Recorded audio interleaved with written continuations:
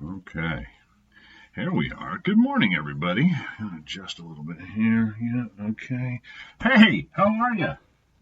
Happy Saturday morning, and welcome to Pondering.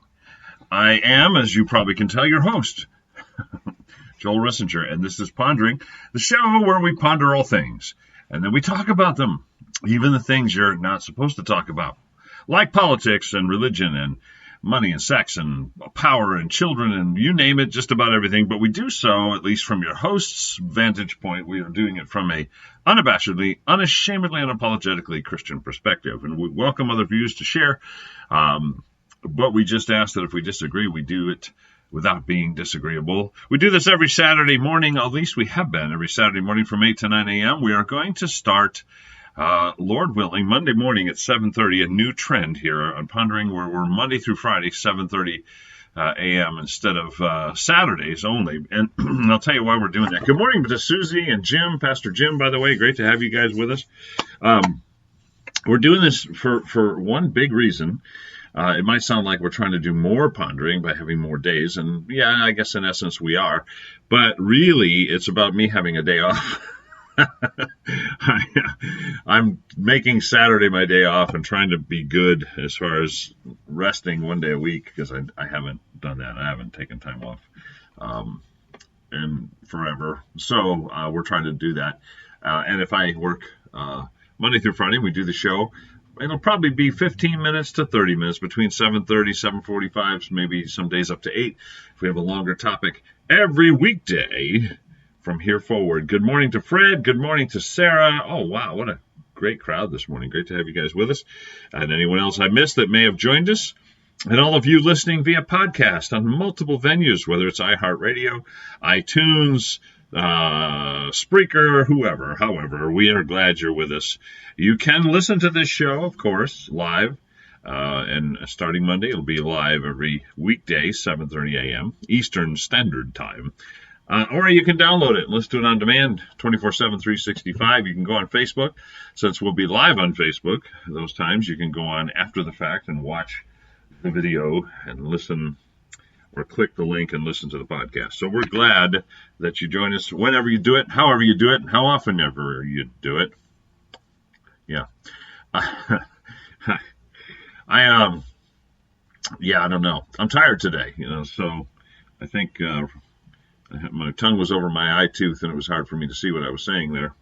But yeah, we're glad that you're here and hope that you'll continue to join us, and hope you'll tell your friends, neighbors, and complete strangers about Pondering, because we believe it's important. I believe this show has a niche, and the niche is to encourage all people, but especially Christians, and I'll tell you why I say especially Christians, not to check our brains at the door and suggest that we just kind of go along our glib little way and not think things through. And I say Christians especially because we have this mindset in modern evangelical Christianity in particular that we're supposed to just speak in real Christianese terms, and we're not supposed to talk about politics, for example, as well as other topics. We're supposed to just, love the Lord and speak of those in those terms, and we can, or the other side of it is we are real super Christian, spiritual sounding people on Sunday, but Monday through Friday we just do whatever the world does and we don't think about it. I would argue that true Christianity is a faith and a belief and a trust in God that influences and impacts everything we speak, say, do, think. It affects our job, it affects our married life, it affects our parenting, it affects our money, everything. And if it doesn't affect all those things, then we are in danger of a false Christian practice, something that looks good on the outside but isn't really based on faith. That's why I think it's why Jesus said, when the Son of Man returns, will he find faith on the earth? Open-ended, sobering question he asked, I think is due in part to this idea that we can segment, compartmentalize, and sort of separate life from faith. And if it's true faith, I would argue that's impossible. I was reading a devotional this morning, reminding me again of Chuck Colson's book, How Now Shall We Live? We've been covering in our Wednesday night study through Ephesians the fact that Paul always, in his letter, starts with the proclamation of the gospel, and then basically half of his letter or more will be on, now based on that truth, how should we live? How does that affect our marriage? How does it affect our kids? How does it affect our job? All that stuff. Paul lays it out repeatedly as part of what's called the didache, the package of teaching. The word in Greek just means teachings. And he does that to show us that you can't separate faith and works. We think we can. We talk about it all the time. Anytime someone mentions any kind of works or obedience, they're like, you're a holiness person, you're a legalist. Back off. And yet James would say, hey, show me your faith without works, I'll show you my faith by what I do. Because James and Paul and Peter and John and Jude, all of them believed that if you truly believe in Jesus as Lord, therefore master of your life, boss, CEO, director, as well as Savior, who covers your sin and gives you grace when you stumble, then it's going to change everything. It will change how you live. It'll change how you speak. It'll change how you treat your spouse. This idea that some guys have that you can, yell at your spouse, call her names, insult her, push her around, be the strong, silent type, be rude, ignore her needs, and still be a good Christian man because you show up on Sunday and sing a few hymns, is garbage, BS. It's crazy, to be blunt. And it needs to change. That's just one example. I get very frustrated at men in Christian walk and the Christian faith sometimes because they misapply certain passages out of context, like Ephesians 5:22. Submit, wives, submit. And so that to them means they can do whatever the heck they want, and their wife just has to put up with it. You will answer for that, my friends. You will answer for that. If that's you, which I'm sure it's nobody in this audience, but those who think that way will answer for it. To the King of Kings and Lord of all lords, the real boss. So anyway, that's just one example. There are many ways we could look at that. Today on Pondering, I want to cover a couple things. In the sacred side of the house, I want to talk a little bit about this idea of sort of recapturing purity in the modern church. And I don't mean sexual purity. I'm talking about this idea that we can recapture the founding practices and ethos, kind of the environment of the early church, if we just do certain things and get rid of other things. And in particular, we think if we just don't pay pastors, we don't have any paid clergy, number one. Number two, we don't have any real organized worship services. We just kind of come together and we sit around and let God lead and do it. And it sounds so good and it sounds so righteous. And I want to address that a little bit because I think there's some clear misunderstandings that are unfortunately pulling some people into an experience of faith that may not really produce good fruit. And we'll talk about that. And also then on the political or secular side of things, I want to have a frank conversation today, summarizing a lot of what's been happening in the news. God has given me an ability to be able to take the complex and kind of pare it down to the core, the simple, and present it. I don't claim any fame for that. That's just something I've had since I was a kid, and I think it's a gift from God. So I'm going to do that with this whole impeachment thing because it's just so confusing, such chaos. And I've had, as I cruise around Western Massachusetts all day, I'm listening to multiple shows and commentators and news reports. I've heard much of the testimony. I've seen, heard analysis, paralysis, presentations of it over and over.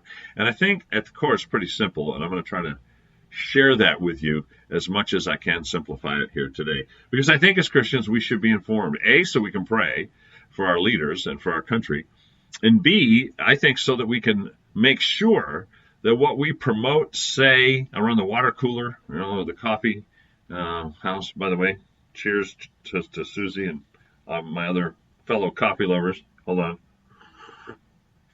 I remember when I was on the Life Changing Radio Network, I used to do this just to annoy the engineers. I'd get right up next to the mic and go like that. And, oh, you can't do that. Oh, that's terrible. Oh, that's just so unprofessional. Oh, that's just like radio. You don't do it. Hey, you know what was funny is that people related to it. They'd laugh. It was like, yeah, I heard you. That sounded good. I want to have a sip of coffee myself. There's so many of these rules that people have. And yet, if you look at some of the most successful radio personalities in history, Rush Limbaugh being the most successful talk show host in the history of radio, frankly, and it doesn't matter how you measure that in terms of audience, money, whatever advertising dollars that he's clearly cut above. Hall of Famer for sure. He does stuff. He'll take a piece of paper and he'll go over the next to the mic.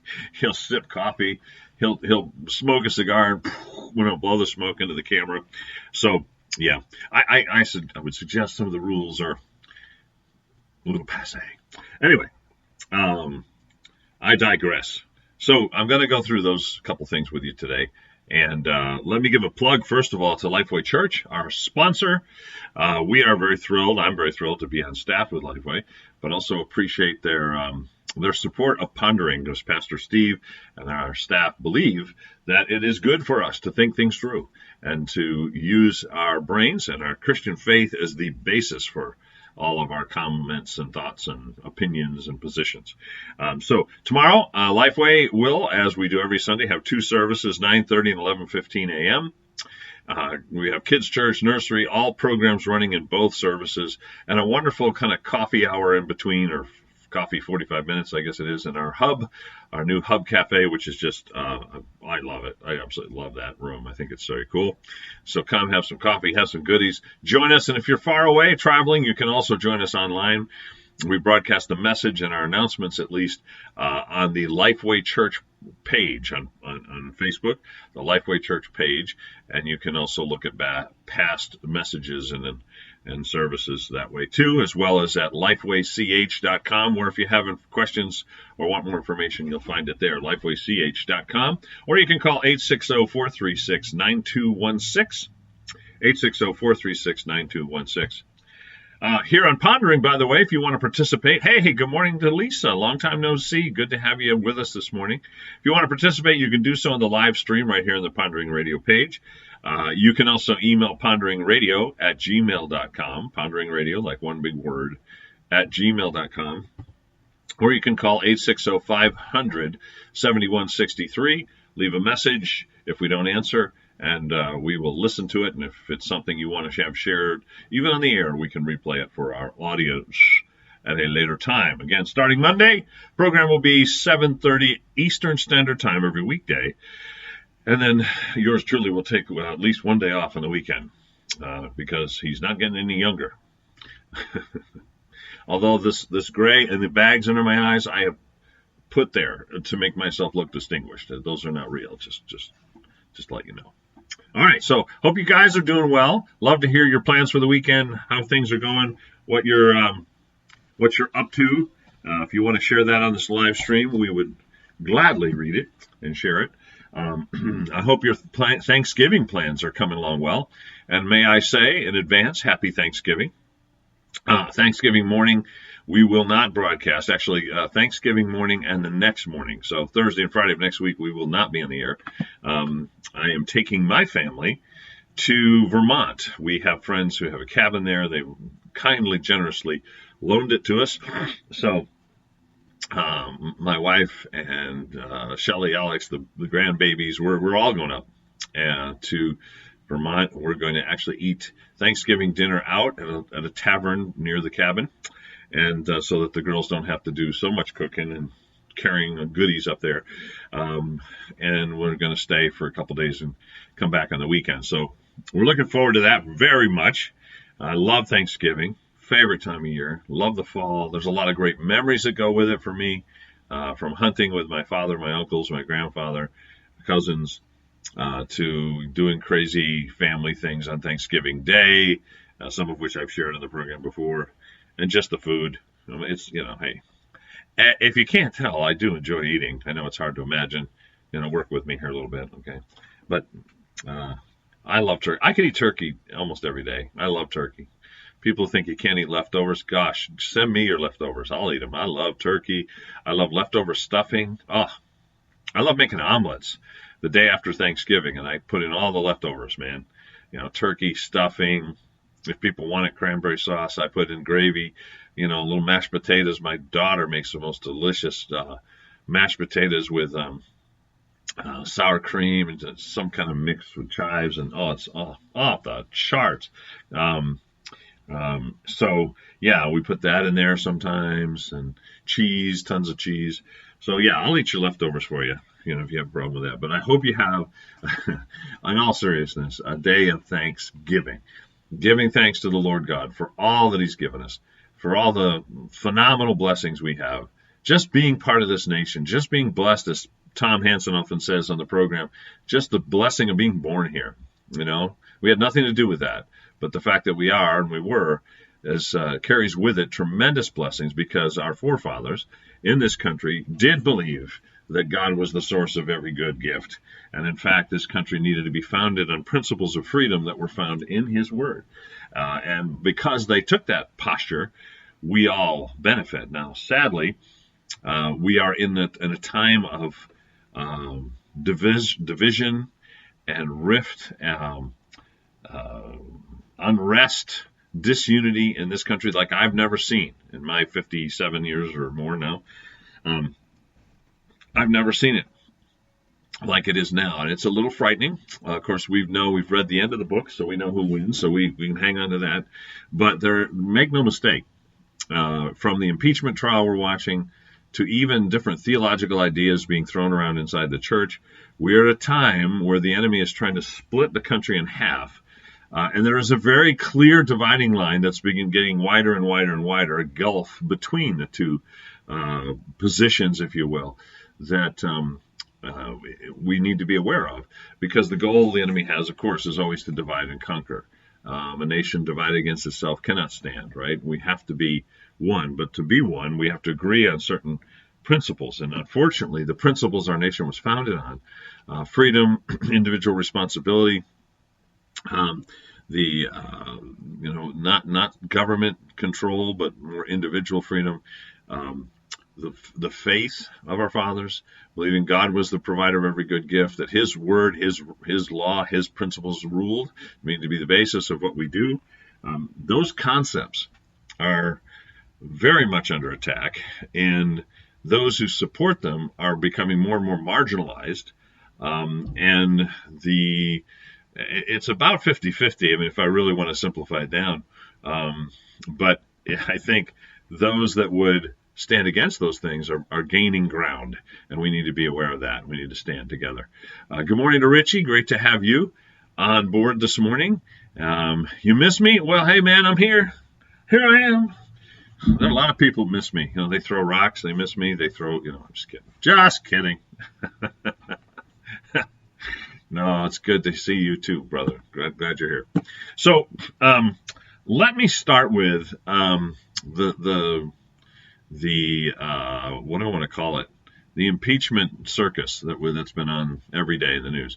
And then we'll move into some scriptural discussion of, I think, a couple of topics that might divide the church if we're not careful too. So, and specifically this sometimes misguided goal of recapturing the first century. I say misguided, not because what's in the first century was bad for the church, but because our perception of it sometimes is flawed. And I'll come back to that. And you say, how do these things connect? Well, they connect in that ultimately the goal of the enemy, the God, small g, of this world, is to divide and conquer. And if he can create a rift in the church, he will. If he can create a rift in society between people that want the founding principles of our Constitution and Scripture and our Judeo-Christian traditions, those people are on this side, and those that don't, that want to reject all of that and basically be for anything that is, can I just say it, sometimes just plain vile and twisted and destructive, historically disproven. The people that want those things are gaining ground, unfortunately, and there is a clear battle line being drawn. And honestly, believe it or not, the impeachment hearings, I think, illustrate this in many ways. So let me do the simple version, and if you want to add to this or comment on it, guys, please do. If you've seen things, heard things, or you have questions about stuff, throw it out there. I, unfortunately, or fortunately, depending on how you look at it, have a lot of time as I'm driving around. I put in a lot of miles every day, and I'm able to listen to all kinds of commentary on this, as well as news reports, as well as actual live, coverage or live broadcast of hearings and whatnot. So if you watch the news at 6 o'clock, 11 o'clock, if you watch CNN, MSNBC, NBC, ABC, if you listen to Lester Holt, the most trusted name in broadcasting or whatever it is now, I think they think he's the new Walter Cronkite or something. If you listen to the radio and you catch, the little blurbs from, and they're all the same, by the way. They all get the news from the same sources. I used to work in radio, and you get back in the day we had the teletype machine, and it would just be constantly chuk, chuk, chuk, chuk, chuk, chuk, and it would just be spitting out, the news wire. Of reports, and all the news editors did was pull that stuff, read it, mark up what they thought we ought to say, and the next news they'd hand it to you and you read it, and it's all from the same source, Associated Press or whoever. All right, so you're not going to hear anything different in any of those sources I just listed. Basically, what you will hear from them is very simple. President Trump is a dirtbag. He only cares about himself. He's in collusion with Russia. He's trying to make everybody think that it wasn't Russia, that it's Ukraine who tried to mess up the last election. And because Joe Biden is running against him, he's trying to get the Ukraine. He's bribing, or they stopped using quid pro quo, because quid pro quo was something people weren't familiar with. So now they just say he's bribing the Ukraine to investigate Joe Biden, because Joe Biden's a threat in the next election, and he wants to take him out. And that's it. And all the support they've gathered, and the people they've had testify, and the ones they interview in the news, and all the wonks and hacks that come on and say the same thing in different words, they're all supporting that same idea. And if that's all you heard was 6 o'clock news, 11 o'clock news, little clips here and there on the radio, that's what you'd know. And hey, if that's all you heard, you probably would want the president impeached, tarred and feathered, ridden out of town on a rail. But let's back up. Susie says she gets her news from Pondering. That scares me a little bit. Hi, Brenda. Brenda's joined us, too. Great to have you, my dear. But let's back up and let's look at a broader picture of what we know. And what I'm about to do, to the best of my ability, is give you just some timeline facts real quick and summarize this whole thing, hopefully in a nutshell. Long before President Trump even announced his plans to run for president, there were some things happening in the country and in the Ukraine. We had go back further. In the Ukraine, we had the Obama administration and Vice President Biden in particular very involved. And in the midst of that involvement, Vice President Biden's son, Hunter, got a job paying $86,000 a month working. Man, I tell you, I'm in the wrong business. And here's the deal. It was in a business he'd never been in, oil-based business, oil company, and he didn't have to come. He didn't have to go to work. He was just an advisor on the board, and he got $86,000 a month. And he's admitted, I've seen the interview, that he couldn't have done that without his dad. His dad opened that door. Okay. You say, well, oh, wow, okay, that sounds a little fishy, but I guess it's, spoils of war. If you get to that level in the government, I guess you can get what you want, and okay, you get your son what he wants. And of course, Hunter Biden was an addict, and he struggled. He's a philanderer. There's just a lot of character issues and problems with him. But hey, fine, whatever. Maybe you could just write it off and say that's just the spoils of war. He's vice president. He can get his son and his family and himself whatever he wants. I don't agree with that, but some apparently do. Okay. Well, then there's some evidence that comes out that this company is guilty of tax evasion, fraud, there's some other financial mismanagement. And so the equivalent of our attorney general for the country, the attorney general of the Ukraine, starts an investigation into this company. And just coincidentally, Vice President Biden and others see that this guy is bad news. They don't like him. Now, of course, the argument today is that other countries saw this attorney general is bad too. He's a bad dude. We got to get rid of him. And so doing his civic duty, Vice President Biden steps in, and he said this publicly. This is not speculation. He's bragged about it. I've seen the video. Goes to the president of Ukraine, says, you fire this guy or you're not getting any aid from us whatsoever. So he uses what really the Ukraine wanted was military aid, but any kind of aid, as leverage to get this guy fired, who just happens to be investigating the company that his son is collecting $86,000 a month from. But nothing to see here. No, nothing to see. Nothing to worry about here. So he gets him fired. And we still don't give him the aid. Oh, wait, yes, we do. When Russia invades the Ukraine, takes over Crimea and whatever else they took, we sent them blankets. I'm sorry. It's not funny. But, you know, they didn't even give him the aid after he did what he was told to do, the president of Ukraine, except for blankets after they were invaded. Great. Okay. Well, then the campaign for our presidential campaign starts up and candidates are doing their thing and whatever. And the DNC server, the Democratic National Committee server, is hacked. Hillary has an illegal server at home, and 30,000 of her emails, poof, vanish. And she says they're all wedding emails and stuff. Nothing to see here. But they disappear. Nobody can find them. When the FBI tries to get a hold of the server to analyze it, because the argument that's being made is that the Russians hacked the machine, the DNC server, and gave out information on Hillary, as well as other things, to WikiLeaks and then to the media, and it hurt Hillary's campaign. So now they want to find out more about it. So the FBI goes to step in, and they're told, oh, no, you can't have the server. Why? Well, because it's been given to an investigative IT firm in the Ukraine. Go figure. Oh, my gosh. You know, what a coinkydink. Yeah. So this could be a movie, guys. Really, I think they should someday make a movie out of this whole thing. So they can't get their hands on it. They can't investigate. The company in the Ukraine says, oh, nothing to see here. Yep, probably the Russians. But no, we don't. No, can't. That's it. We're done. Case closed. So when the Biden thing came up, they said, case closed, nothing to see here. When the server disappears, and the emails, well, nothing to see here. You know, it's a Ukrainian company involved.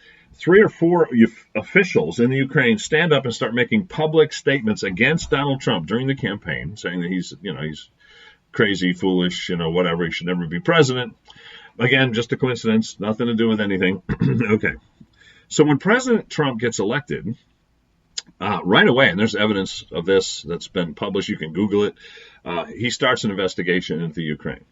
I don't think Rudy Giuliani was initially involved, but others were, and later Rudy Giuliani joined that investigation. The president did not trust our State Department and others to look into it because there was so much corruption and so many attacks against him right out of the chute that he figured he could only go with people he trusted. He sent them to look into this because, where there's smoke, there's fire. If it stinks like a skunk, it's got black and white coloring, white striped down the middle, it may be a skunk, and so he's looking into it. All right. In the midst of all that, we have this phone call with him and the Ukrainian president. And new Ukrainian president who'd been newly elected. And what he ran on was a promise of stopping corruption. There was too much, corruption, in the Ukrainian system. And so he's going to stop it. That's what he ran on. It had nothing to do with Donald Trump. That's what he said. So when he gets elected, Trump says, okay, let's see you do what you said. I mean, put your money where your mouth is, because something stinks, and we want to look into it because it has affected me. It's affected my ability to govern. It's affected our country. They're all saying it was Russian collusion, blaming me. I know it wasn't. I want to know what you know. I want you to find out. And that was an ongoing discussion, not just that one phone call. That came later. In the midst of that one phone call, though, he also brought up the Biden thing. You see, it's all part of the same administrative corruption under the Obama administration that he's bringing this up to say. Now, let's stop there. People are saying, nope, the only reason he brought up Biden is Biden was running against him, and that's misuse of power. Well, what if Biden weren't running for president? What if he never announced? And the president had said, and look into this Biden thing because it doesn't smell right. Would anybody care? I'm sure they'd find something else to attack him on. And let me put it a different way. Does the fact that Mr. Biden is now running for president mean that he should be above the law based on this past, corruption? In other words, maybe another way to say it is, let's say he's guilty. Do we not want to find that out before the election? The next election? Wouldn't it be better to know that he himself used his power to manipulate another government to protect a family member and enrich his family. And he did so with leverage that he shouldn't have used. Wouldn't we want to know that? I would think so. So even if the president's motive was simply to get rid of Joe Biden and had nothing to do with the Russian collusion nonsense, or it had nothing to do with, other illegalities, which there are several, nothing to do with the server disappearing and the email scandal with classified documents being sent by Hillary to everybody and their dog and their friends. If none of that was involved and it was just Joe Biden, wouldn't it make sense that you'd want to know, that he'd want to know, that the country would want to know before the next election? I would argue, yeah, absolutely. But the argument that's being made is he only did it for personal advantage, and it's all based on lies, and we need to impeach him. And they haven't proven that at all. In fact, they've had testimony from people saying there was no quid pro quo, but they're overlooking that in the press and the media. So what do we make of this? Well, where we are now, it's very simple. So the House will likely impeach him as a statement, just to make a statement.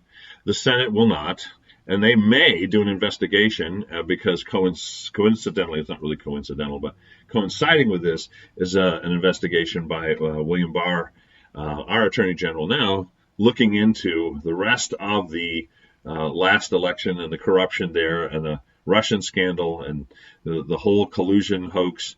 And how did this happen? And how did that FISA warrant get done to spy on the Trump campaign? Exactly who approved that and how did that get approved?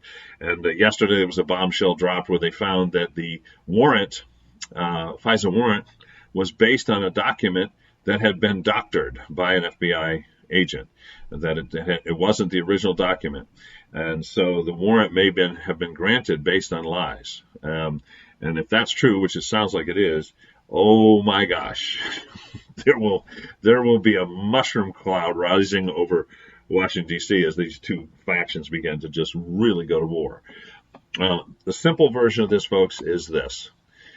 President Trump stands for things. Like him or not, like his attitude or not, like his tweets or not, whether you think he's too crass, too tough, I think of him as Samson, definitely rough around the edges, definitely got some sexual impurity problems in his past, just like Samson as a judge of Israel in the Old Testament. But is what he's doing, are the policies and the principles and the things he stands for, are they the right ones? Is it right for us to stand with Israel?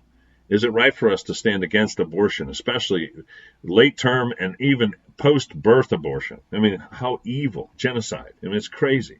Is it right to stand against that? The president does. Is it right to support our military and our police officers, as he does? Unlike almost any other president I can remember, except possibly Ronald Reagan. Is it right to support Christian values and ask for people to not have to have their kids in the locker room with some guy who's claiming that he's becoming a woman in school? Is it right for us to support, one man, one woman marriage? And is it right for us to have, even though we're not reversing those laws, the president, his stand on marriage is very clear. Is it right for us to be, in a place where Christian values and churches and so forth can be openly expressed instead of having to change things and not call it Christmas anymore, but have to say happy holidays and not have a Christmas tree out in public or a creche showing the nativity scene in a public place and all these other things that we've had to be, to knuckle under to in the last 8 to 10 years? Is it right for that to be pushed aside and for us to be able to move forward? Is it right for us to stand for free markets and allowing companies to do business on a level playing field instead of knuckling under to communist nations? Is it right for us to stand for commerce that is not based on socialism, but rather on a free market, a free enterprise with people being able to make a fair profit? Is it right to stand for that? I mean, I could go right on and on down the list of the things that he stands for, but again, just opposite to that, there's a whole list of things that oppose what he stands for. And this is really all this impeachment stuff, the investigation into Russia Gate and everything, Russia Gate, whatever they call it now, the Russian collusion, the Ukrainians, it's all the same. And here's what it comes down to. They hate his policies. The socialist, communists, progressives want abortion on demand at any time. They want us to be a socialist nation, not a capitalist nation.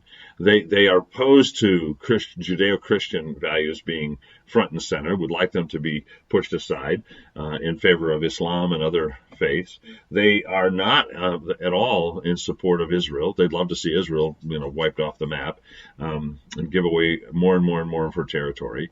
And these things are directly in opposition to where most Christians should stand.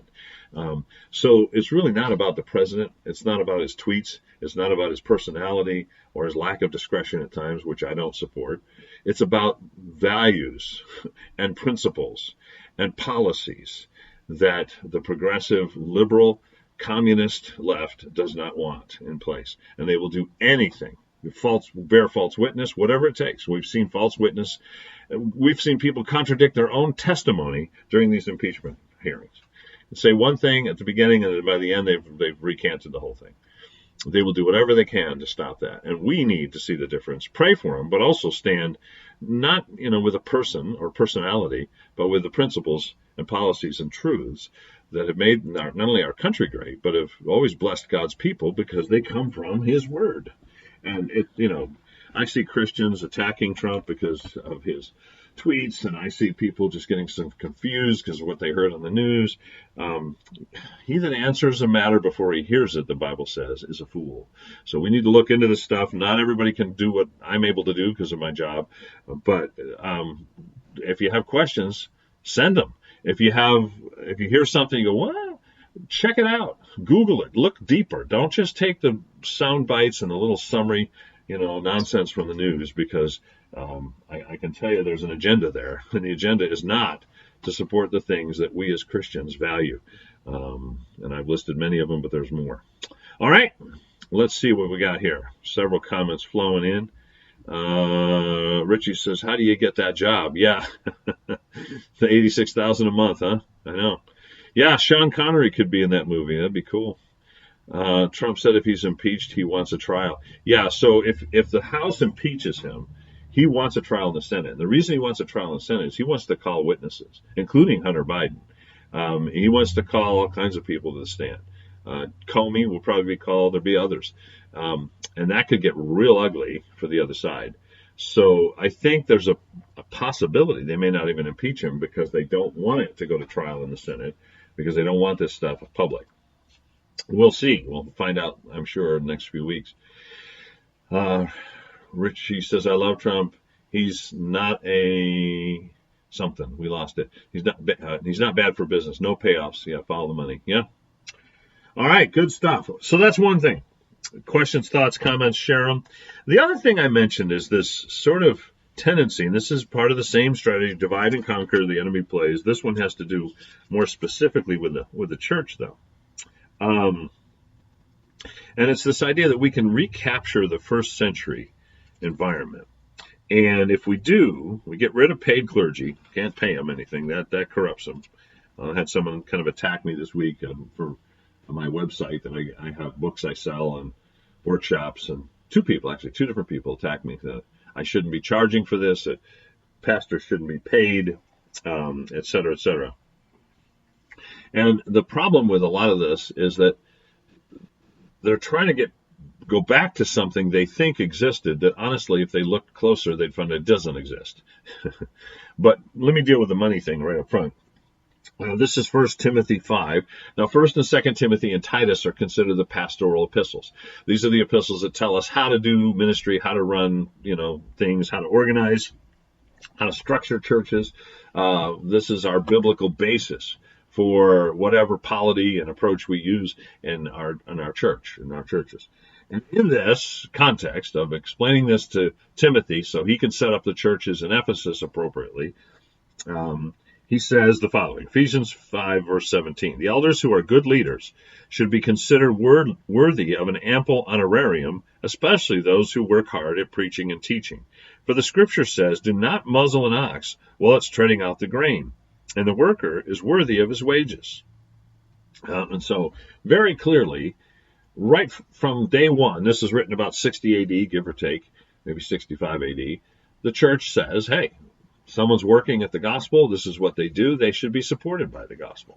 This is just one place that says that. There are others. So in other words, and they should be paid a fair wage, meaning based on the work they do, the time they put in, how their role compares to other roles in the culture. Wages are determined that way. He should be paid. that, not less than that, and not necessarily a whole bunch more than that either. It doesn't have to have, in our modern context, a private jet and custom-made suits, but he ought to be paid.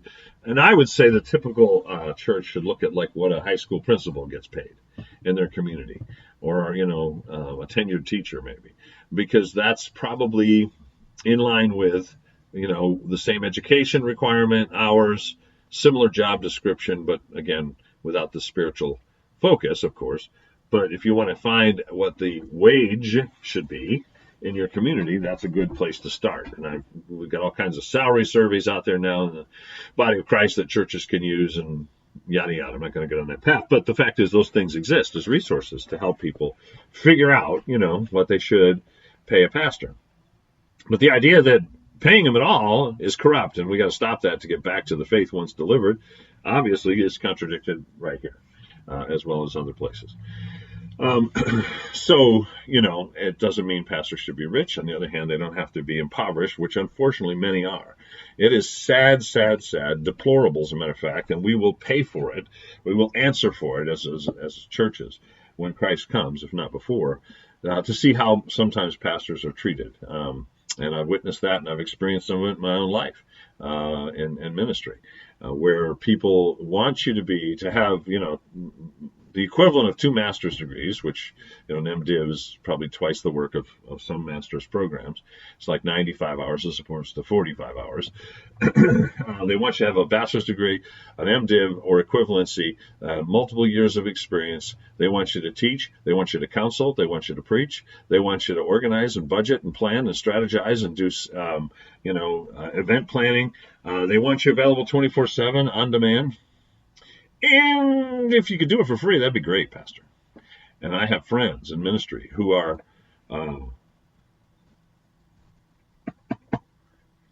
virtually at poverty level, unable to, pay all their bills, afford their home, certainly can't send kids to college, and the churches think they're doing the right thing, because this is more righteous. The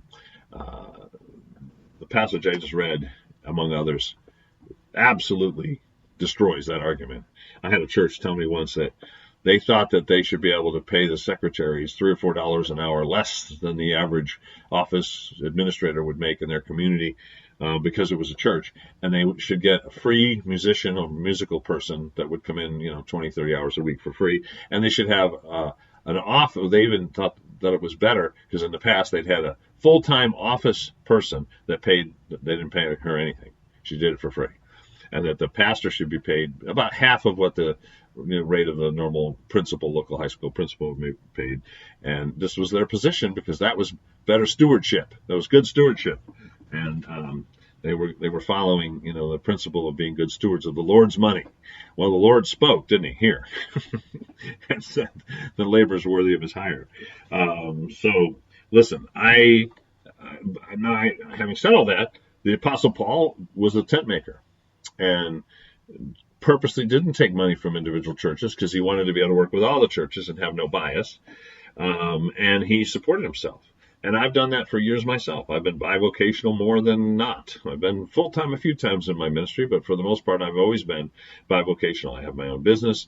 I work for another company as a hospice chaplain. I've done a lot of different things. I have joked that my business card should have said, Pastor Joel Rissinger, AFAB, anything for a buck. Because I've painted houses, I've sold copiers, I've done all kinds of stuff. I've driven a school bus so that I could pay the bills. So I'm not opposed to being bivocational, and I applaud those who can and have to do it and will do it and still serve. But the idea that the church is more righteous if they refuse to pay or they don't pay what they should, if they pay less than a local wage, fair wage in that community, shame on us.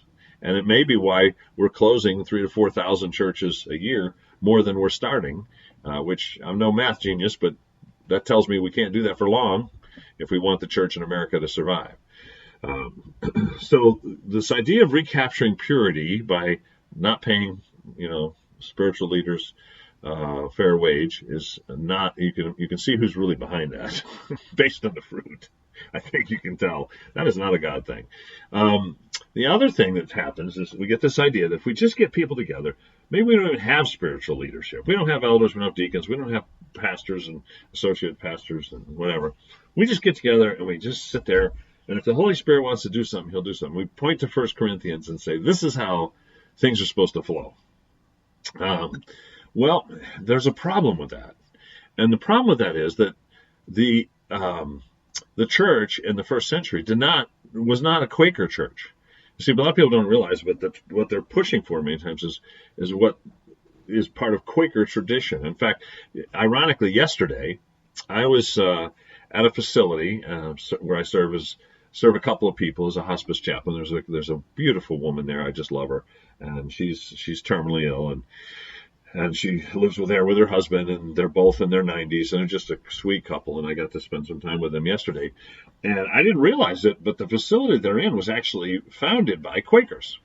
And I had asked her about, she's Episcopalian by tradition, and I asked her about church and how she's doing spiritually, and she said, well, I want to go to church, but I can't get back to our church. It's too far, and I don't drive anymore, and it's too far for them to come pick me up. And so I said, well, have you gone to the service here? I think they have services here. She said, yeah. They're not Mormons, but they're something like that. I said, really? And I started listing other, cult groups, Jehovah's Witnesses, etc. And she said, no. I'm like, what is she talking about? So one of the staff members came in, and she said, no, it's Quakers, hon, Quakers. And she was so funny. She said, yeah. I'm just sorry. I'm catching Susie's comment here. She says, I'm just looking for money for a second jet. That's right. Yeah. If I had a private plane, it would probably be one of those little ultralight go-karts with wings. Here comes our pastor. Trying to land in the parking lot. That'd be ugly. I can imagine. It'd be one flight, probably I'd be done. So what was I talking about? Oh yeah. So she says, well, they just sit around. And nobody says anything. They go in the room and they just sit there, and nobody talks. She says, I don't understand, and I don't really get much out of that.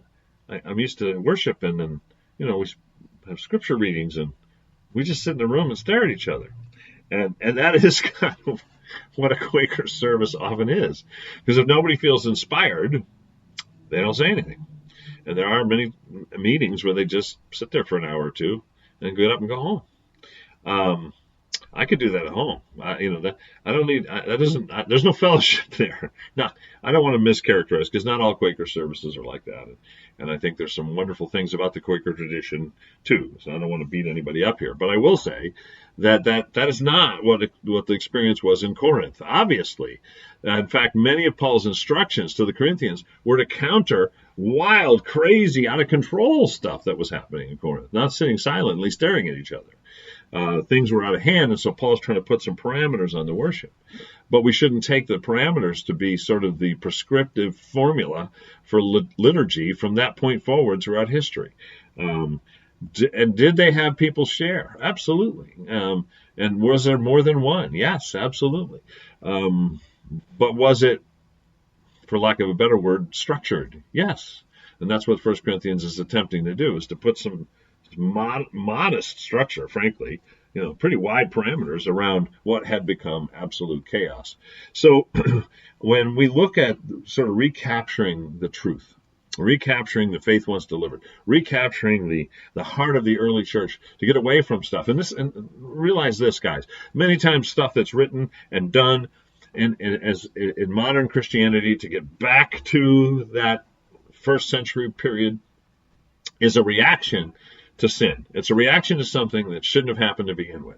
And when you make policy or practice or procedure as a reaction to something, you're very likely going to stray into another extreme. You run from one ditch to the next ditch. It's just classic human nature.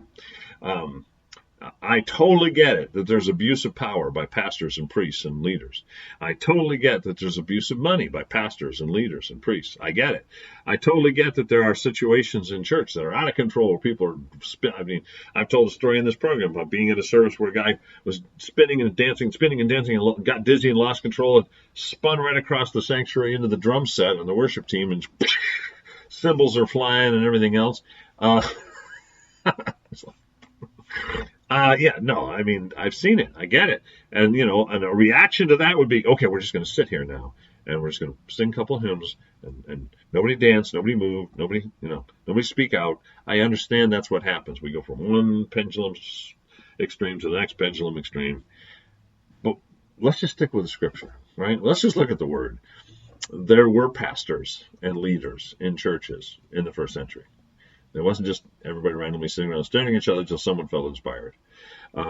Those pastors and leaders and teachers were called to teach and preach and share the word. Many of Paul's epistles give them content that they're supposed to share. Read, first of all, his letters, and then, talk about it, implementing it, applying it. There was structure in the early church, yes, and they did have the flow of gifts where people could use their gifts, and that was encouraged, just as it is in many churches today, although perhaps in different formats or settings. So I guess what I'm trying to say is, if we stick with the word, we don't add to it, we don't take from it, we don't try to react to something, we simply try to follow what Christ is teaching us in the Scripture and through the Holy Spirit, I think we're going to be okay. And there's a lot of variety and a lot of different ways to do that, and I don't think there's one prescriptive liturgical formula for every Sunday in every culture and every setting. And by the way, having traveled pretty widely, what works in Zambia, in the bush, probably wouldn't work in Newington in our new building at Lifeway.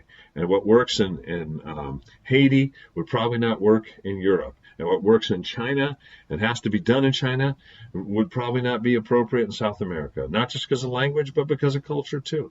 The dress to the hilt in 95-degree temperatures and dance and sing in tents in Namibia with a Lutheran liturgical formula would definitely not work in much of evangelical Christianity in America. But when the word is preached, when Christ is present, when the Spirit is listened to, it's beautiful. And so I don't think we need to go into a room and stare at each other in silence or hope that, because here's the other thing that happens. We start out with this idea. We're going to sit in a room. We're not going to have leaders. We're not going to pay anybody. We're just going to go with the flow. Somebody always ends up taking over. And they may not call him a pastor. There's a church right down the road here. They refuse to use the term pastor. They'll only use elders. And they won't say they have a senior leader. No. We all the same. But they have one guy, I know him, I've met him, talked to him, who is absolutely their senior pastor. When he speaks, he's like E.F. Hutton. Everybody listens. So we can use whatever terms we want. The reality is somebody usually rises to the top. Rightly so, if God's gifted them that way. Come on. I don't have a problem with that. But this fantasy that we're all just going to sit in a room, everybody's equal, there's not going to be titles, not going to be anything, and we're not going to have a sermon, and we're certainly not going to pay anybody, and it's going to be more holy, more spiritual, more righteous, and we're going to all grow better than any other way. Doesn't work.